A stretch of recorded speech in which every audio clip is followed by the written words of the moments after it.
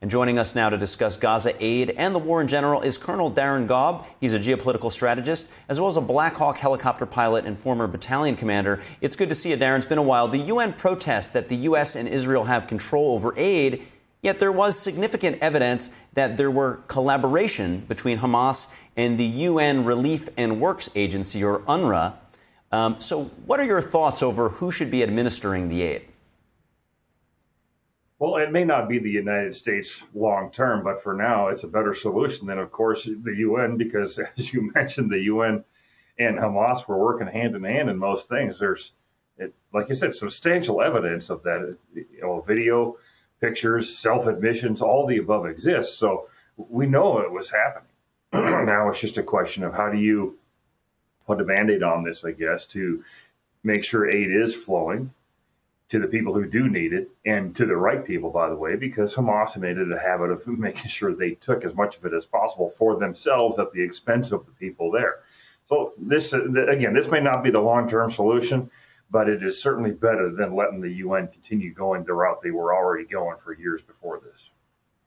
Daarin, for a long time, aid and other resources have been siphoned off by Hamas. And in the saying, as the saying goes, you don't bite the hand that feeds you. Is Israel and the U.S. looking to take control over this aid distribution so as to shift sort of the understanding of the people on the ground as to what Israel and the U.S.'s role is in this conflict?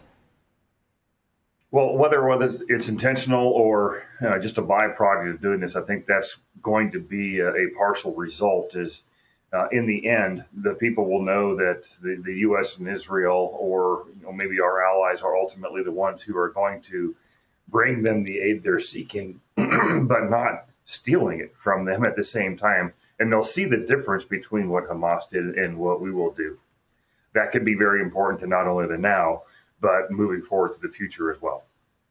Yeah, and moving on a little bit more broadly than just the aid. Yesterday, Israel Prime Minister Benjamin Netanyahu, of course, announced the killing of Hamas leader Mohammed Sinwar in the city of Khan Yunis. So what does this signify in terms of the stage of the war?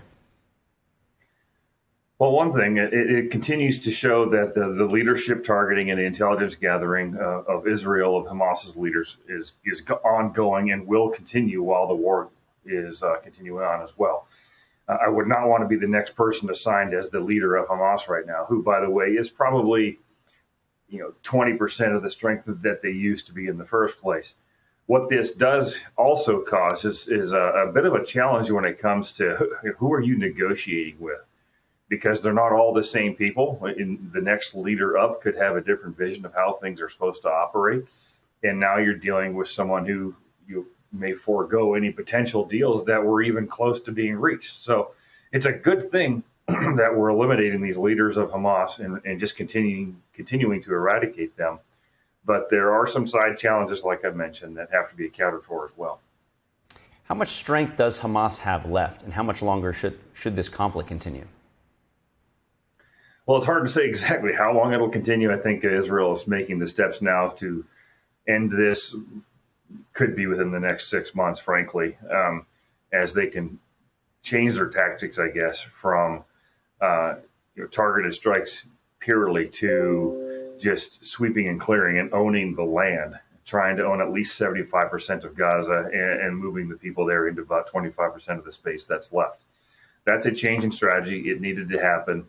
The only way to fix Gaza is to own Gaza. And I would be surprised if in the next 6 months you don't see this thing come to an end because of what Israel's doing with its changed tactics. And hopefully the world will realize that this whole thing could have just simply been avoided by Hamas surrendering and laying down their arms and letting the people of Gaza actually improve their lives with some outside assistance.